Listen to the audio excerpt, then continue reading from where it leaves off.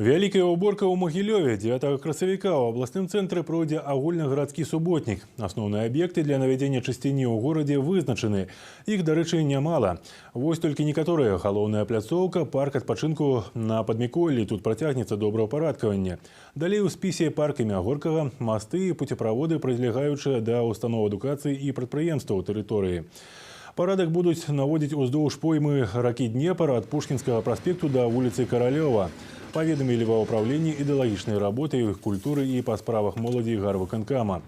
Прыбіраць будуць на мемарыяльных комплексах горада, а таксама распачнуць падрыхтоўчыя работы на будучай пляцоўцы для гульні ў міні-гольф.